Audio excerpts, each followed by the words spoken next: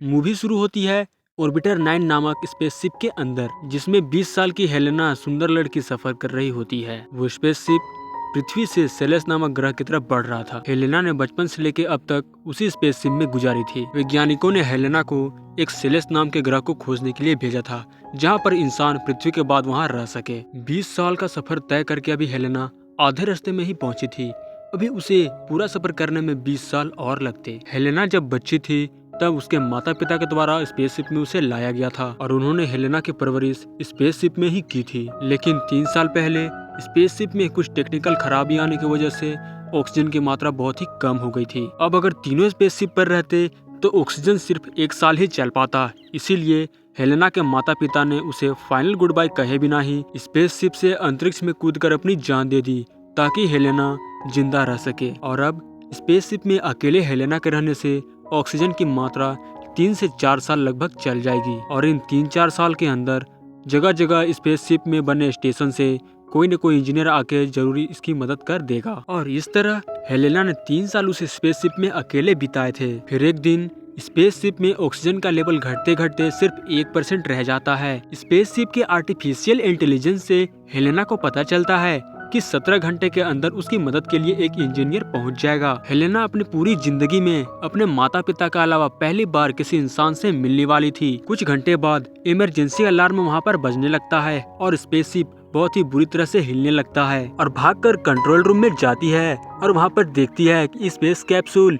Spaceship से attach हो रहा है। और जैसे ही स्पेसशिप का दरवाजा खुलता है, वहाँ पर प्रकट होता है उसकी ही उम्र का एक जवान लड़का। हेलेना ने अपनी पूरी जिंदगी में किसी लड़के को देखी थी, इसीलिए वो खुश ही जाती है। वो हेलेना को बताता है कि वो एलेक्स है और बोलता है कि उसके पास 50 घंटे हैं रिपेयर करने के लिए। एलेक्स के पास एक मिनी रोबोट भी था जो कि स्पेसशिप में फॉल्ट ढूंढने में उसकी मदद करता था। हेलेना इंजीनियर से अट्रैक्ट हो गई थी और किसी न किसी कारणवश उसी के पास रहना चाहती थी, लेकिन एलेक्स उससे दूर भाग रहा था। हेलेना उसे डिनर के लिए बोलती है, लेकिन थोड़ी देर नानुकुर के बाद मान जाता है। एलेना इससे काफी खुश हो जाती है। फिर दोनों डिनर करते हैं। उसके बाद एलेक्स अपना काम पर लग जाता है। दूसरी तरफ एलेना एलेक्स के कमरे में जाकर उसके चीजों को निहारती है और उसी समय वो मिनी रोबोट से भी बात करती है। रात को जब एलेक्स सो रहा होता है, दबे पांव एलेना उसके कमरे में आती है और सोए हुए एलेक्स के जिस्म को महसूस करती है।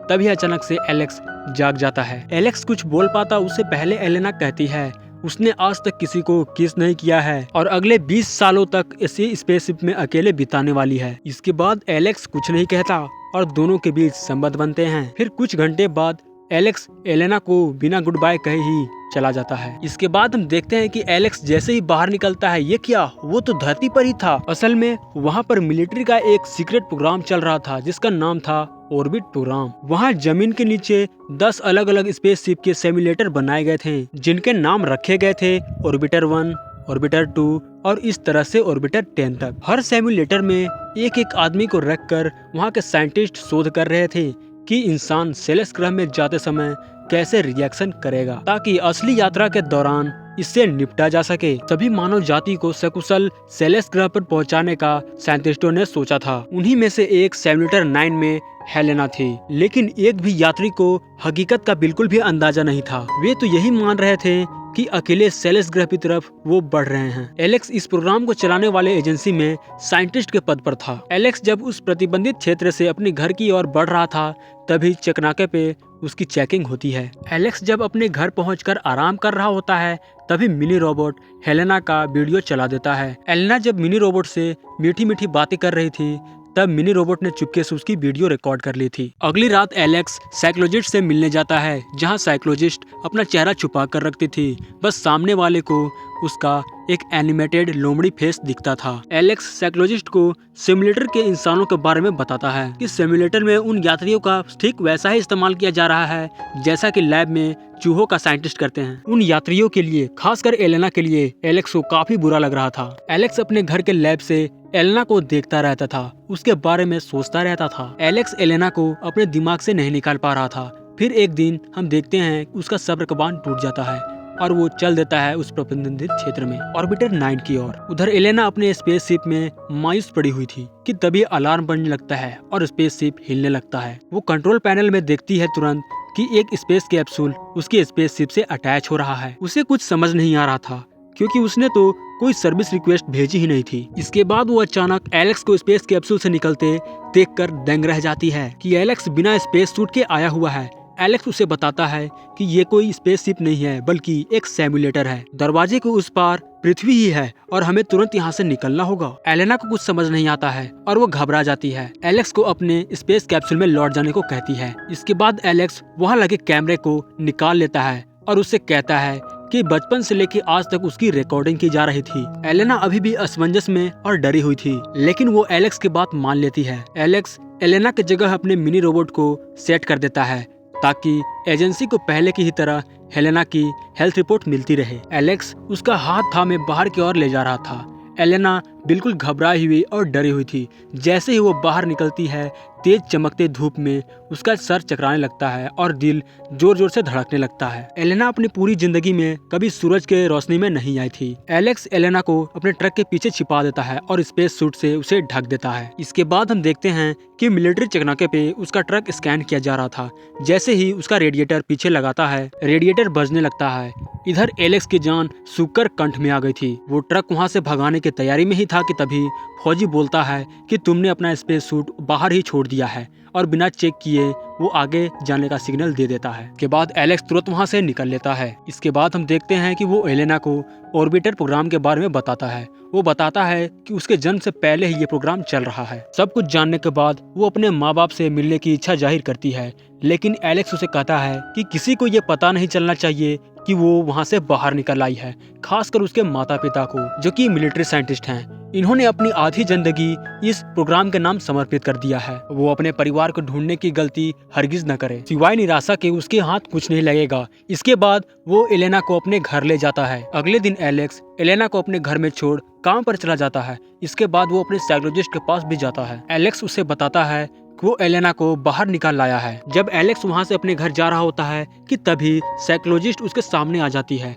और उसे अपना कॉन्टैक्ट नंबर देते हुए कहती है कि यदि तुम्हें किसी मदद की जरूरत पड़े तो मुझसे कॉन्टैक्ट करना। एलेक्स एलेना को दूसरे सिमुलेटर के लाइव वीडियोस दिखाता है। एलेना उससे कहती है यदि एजेंसी देखेगी कि वहाँ एलेना नहीं है तो एलेक्स उसे बताता है कि उसका वीडियो वो घर से ही शूट करके स्पेस में लगा करके वो उसमें मिक्स कर देगा। एलेक्स उसे बताता है कि एक बार जो इंसान स्पेसशिप के अंदर गया वो वहाँ से मरने के बाद ही बाहर आएगा। एक बार जो यात्री सिमुलेटर के अंदर गया उसकी यात्रा को किसी न किसी बहाने से बढ़ाते रहते हैं जब तक कि वो नेचुरली मर न जाए, यानी सिमुलेटर से मुक्ति मौत के बाद ही संभव है। एक दिन एलेना अपने पीठ पर उभरते दाग एलेक्स को दिखाती है। एलेक्स उसे डॉक्टर के पास लेकर के जाता है। वहाँ डॉक्टर उसे बताता है कि एलेना की शरीर बिल्कुल ही कोमल है और सूरज की किरणें उसके स्किन को डैमेज कर रही है। इसके बाद डॉक्टर के जोर देकर पूछने पर एलेक्स उसे सब कुछ सच सच बता देता है, जिसमें डॉक्टर उसे संभल कर रहने के लिए बोलता है। एक दिन घर पर एलेक्स के गैर हाजिरी में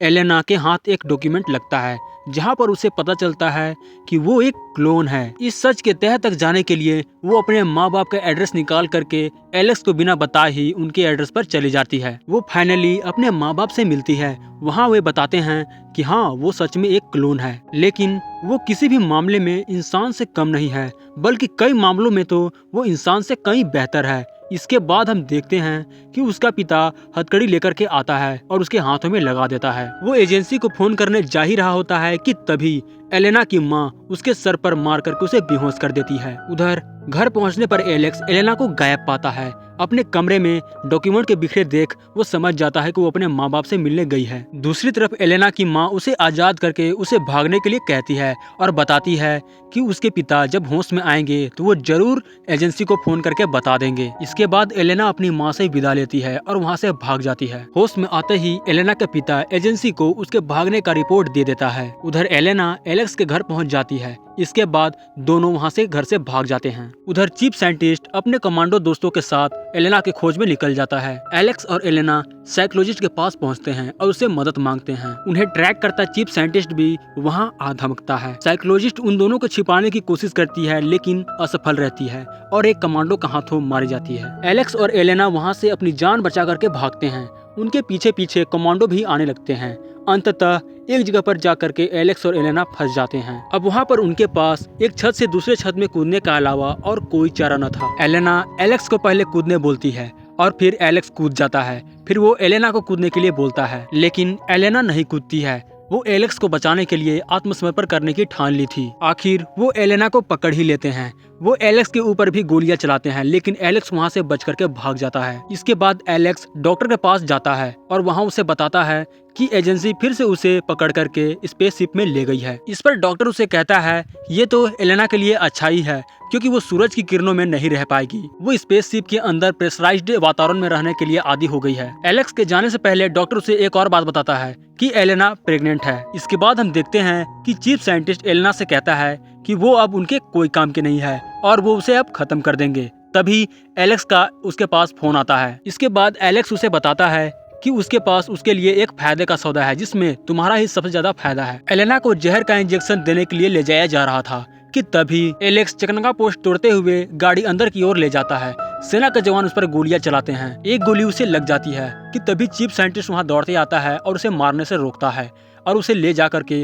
एलेना से मिलाता है। एक दूसरे को देख दोनों बहुत ही भावुक हो जाते हैं। इसके बाद एलेक्स चीफ साइंटिस्ट से कहता है कि वो भी एलेना के साथ सिमुलेटर के अंदर रहना चाहता है। इसके बाद एलेक्स चीफ साइंटिस्ट को एलेना का मेडिकल रिपोर्ट दिखाता है। एलेना 6 हफ्ते से गर्भ से थी, उसके अंदर एक बच्ची पल रही थी। दरअसल एलेक्स और चीफ साइंटिस्ट के बीच ये तय हुआ था कि एजेंसी एलेना को नहीं मारेगी और इसके बदले में एलेना को सिमुलेटर के अंदर ही बच्चा डिलीवर करना होगा, जिसपे एजेंसी उसके मेडिकल डाटा को रिकॉर्ड कर उस पे शोध कर सकेगी, क्योंकि आज तक सिमुलेटर के अंदर किसी बच्चे की डिलीवरी नहीं हुई थी। तो असल में एलेना की प्रेगनेंसी के कारण ही उसकी जान बची हुई थी। बस वो एजेंसी से एक शर्त रखती है कि जब उसकी बच्ची बड़ी हो जाए तो सिमुलेटर से उसे आजाद कर दिया जाए। और अंत में ऐसा ही होता है। जब उसकी बेटी बड़ी हो जाती है तो उसे सिमुलेटर से आजाद कर दिया जाता है। फिर इस कहानी की यहीं पर हैप्पी एंडिंग हो जाती है। इस मेहनत के लिए दोस्तों वीडियो को लाइक और चैनल को सब्सक्राइब जरूर कीजिएगा।